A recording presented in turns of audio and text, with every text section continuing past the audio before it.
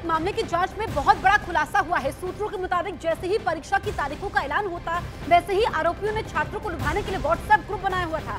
Group बनाकर आरोपी उन्हें पेपर पास करवाने का आश्वासन देते थे। आरोपियों ने बताया कि वो 4 तरह से छात्रों की मदद करने का आश्वासन उन्हें देते थे। पहला, पेपर लीक करने, दूसरा, पेपर में डमी परीक्षार्थी बैठाकर, तीसरा, परीक्षा का सेंटर उनके हिसाब से दिलवाने का भरोसा, और चौथा, परीक्षा के बाद दोबारा से उस छात्र की उत्तर पत्रिका लेकर सही जवाब लिखकर दोबारा जमा करवाने का भरोसा देते थे। ऐसा करके उन्होंने कई छात्रों से लाखों रुपए भी ऐंठे।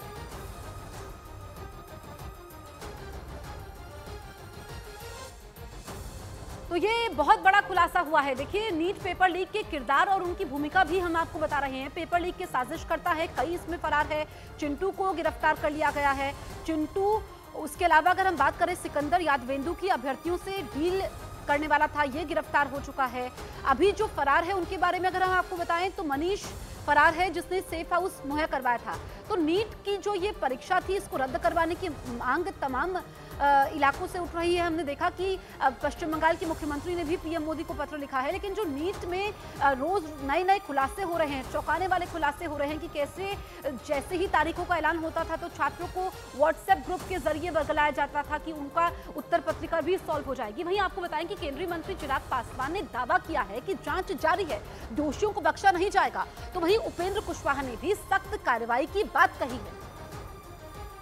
जांच पूरी तरीके से चल रही है और जो भी दोषी होगा, सरकार कतई नहीं भाग रही। हम लोग के पास छुपाने के लिए कुछ नहीं है। हम लोग खुद चिंतित हैं। मेरे प्रधानमंत्री ने सबसे पहले, संभवतः ये बातें इस तरीके से सामने भी नहीं आई थी, तब से उनकी चिंता है। सारे स्टेक होल्डर्स से बात चल रही है, भले वो पेपर लीक का मामला हो या फिर जिस तरीके से ग्रेस मार्क्स देकर कई छात्रों की चिंताएं बढ़ी हैं। इन तमाम विषयों को ध्यान में रखा जा रहा है। जांच एजेंसी भी अपने स्तर पर इन्वेस्टिगेशन कर रही है। जो भी दोषी होगा, भविष्य में ऐसी घटना ना घटे, इस बात को सरकार सुनिश्चित करेगी। जानने के लिए आप लोगों को कुछ बचा हुआ है? नीट के मामले में जो धांधली हुई है, किससे तार जुड़ा हुआ है, कोई कौन लोग नहीं जानता है। ये तो तेजस्वी परिवार से जुड़ा हुआ है, उनके सहायक का मामला आया है। आप जो भी बच्चे से खिलवाड़ कर रहा है, बच्चे के भविष्य उस छोड़े नहीं जाएंगे। और जो आप बोल रहे हैं कि संजीव मुखिया की पत्नी हमारे नेता के सर्वमान्य नेता से, तब हमारे सर्वमान्य नेता माननीय मुख्यमंत्री जी पूरे बिहार के नेता हैं, तो जन सुनवाई करते रहते हैं, जनता की समस्या सुनते रहते हैं। तो उस बीच में कोई आया होगा, फोटो खिंचवा लिया होगा मैंने जन सुनवाई करने में। तो इसके लिए कि कोई जो तार है, जो जांच चल रही है, सरकार संवेदनशील है, कोई भी लोग होगा उसको बख्शा नहीं।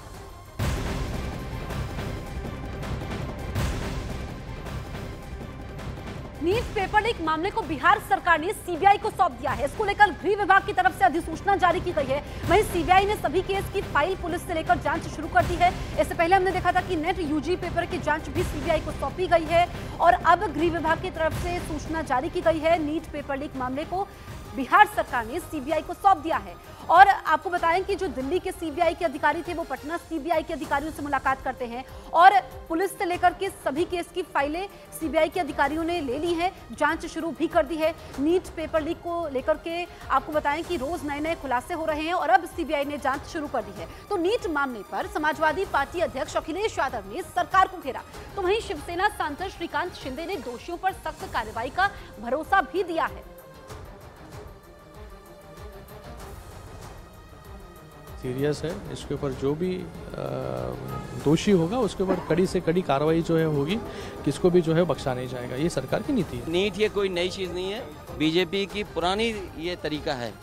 अगर आप पुराना उठा करके इतिहास उठाओगे, आप बीजेपी अपने लोगों को खुश करने के लिए पेपर लीक करा।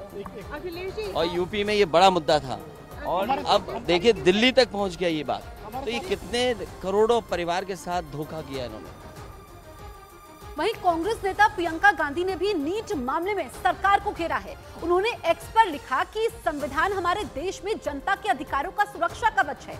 10 सालों में बीजेपी सरकार ने सुरक्षा कवच को कई तरीकों से नुकसान पहुंचाने की कोशिश की, जनता के अधिकारों पर हमले किए गए। आज भी हमारे युवा साथी परीक्षाओं में पारदर्शिता को लेकर कई दिनों से विरोध प्रदर्शन भी कर रहे हैं, लेकिन सरकार उनकी मांगों को नहीं सुन रही है। इस दौर में संविधान की किताब ही हमारी ताकत है, संविधान ही जनता के अधिकारों की आवाज है। संविधान के मूल्यों पर चलकर सड़क से संसद तक जनता की आवाज बुलंद करेंगे। जय संविधान, जय हिंद।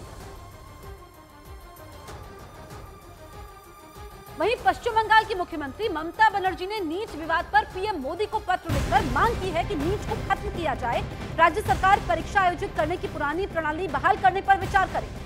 सीएम ममता बनर्जी का दावा है कि इस कदम से हालात को सामान्य करने में मदद मिलेगी, छात्रों में विश्वास भी बढ़ेगा। तो अब मुख्यमंत्री ने पत्र लिखा है, पश्चिम बंगाल की मुख्यमंत्री ममता बनर्जी ने पीएम मोदी को पत्र लिखा है। आपको बताएं कि जो ये नीट की परीक्षा है या फिर जितनी भी राष्ट्रीय स्तर की परीक्षाएं होती है, ये एनटीए यानी कि नेशनल टेस्टिंग एजेंसी इसका आयोजन करती है। और अब ममता बनर्जी ने मांग की है कि जो पुरानी प्रणाली थी उसको बहाल किया जाए, क्योंकि 2017 में ही एनटीए का गठन होता है। उसके बाद से एनटीए सवालों के घेरे में है, एक के बाद एक हम देख रहे हैं पेपर लीक हो रहे हैं। ऐसे में एनटीए की कार्यशैली पर सवाल खड़े हो रहे हैं। अब मुख्यमंत्री ममता बनर्जी कह रहे हैं कि पुरानी जो प्रणाली थी उसको बहाल किया जाए, जिससे पारदर्शिता बढ़ती जाएगी। सीबीआई और ईओयू अधिकारियों की कल 7 घंटे तक मीटिंग होती है। एडीजी नैयर हसन खान और डीआईजी मानवजीत सिंह ढिल्लों के साथ दिल्ली और पटना के सीबीआई अधिकारियों ने बैठक ली, जिसमें नीट पेपर लीक से जुड़े सभी पहलुओं को समझा और जाना गया। मीटिंग के बाद ईओयू ने एफआईआर की कॉपी के साथ 167 पेज की रिसर्च को सौंपा है। इन्हीं दस्तावेज के आधार पर सीबीआई आगे की जांच करेगी। तो नेट यूजी पेपर लीक की जांच पहले से ही सीबीआई कर रही है, अब नीट की जांच भी सीबीआई करेगी। और आपको बताएं कि जो रिसर्च पेपर थे वो भी सौंपे गए हैं ईओयू द्वारा। और ऐसे में जो दिल्ली के अधिकारी हैं, वो पटना के सीबीआई अधिकारी, ये सब बैठते हैं, जांच शुरू कर दी गई है।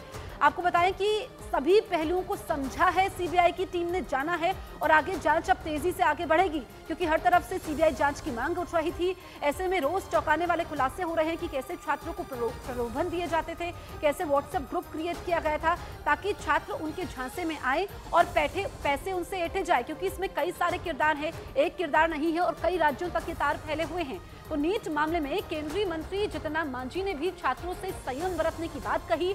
तो कांग्रेस सांसद केएल शर्मा ने नीट को कैंसिल करने की मांग की है, सुनिए जरा आप।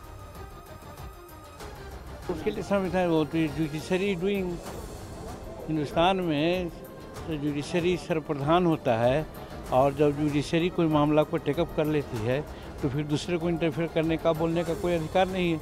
Late judiciary will deliver his verdict. नहीं, नीट का मेरे हिसाब से तो कैंसिल होना चाहिए। तो उसमें बहुत चीज़ें हैं, और कुछ स्टूडेंट जो हैं जिन्होंने क्लियर किया वो उनकी भी बात है, लेकिन जिन्होंने जो समझते हैं कि हेरा फेरी हुई है उनकी भी बात है। इसके ऊपर कुछ गवर्नमेंट को सॉलिड कुछ डिसीजन लेना चाहिए। ये बार बार जो लीक पेपर हो रहे हैं, ये फेलियर ऑफ मतलब गवर्नमेंट है।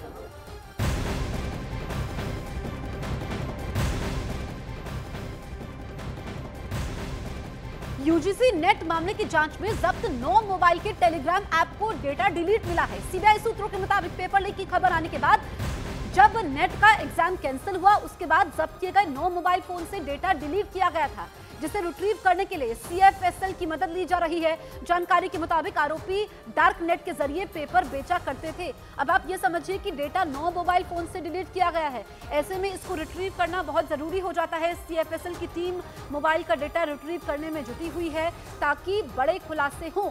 तो जांच को गुमराह करने के लिए पहले ही डेटा डिलीट किया गया था, ताकि उस डेटा के बारे में किसी को भी जानकारी हासिल ना हो, कोई भी पता ना लगा पाए। तो पेपर लीक मामले में सीबीआई सूत्रों के हवाले से ये बड़ी जानकारी आप तक पहुंचा रहे हैं कि पेपर डार्क नेट के जरिए बेचा जा रहा था और नेट की जांच में जब्त मोबाइल का डेटा डिलीट हुआ है। ऐसे 1-2 फोन नहीं है, 9 मोबाइल फोन हैं। टेलीग्राम ऐप का डेटा उनका डिलीट किया गया है। ऐसे में सीएफएसएल अब मदद कर रही है ताकि डेटा को रिट्रीव किया जा सके।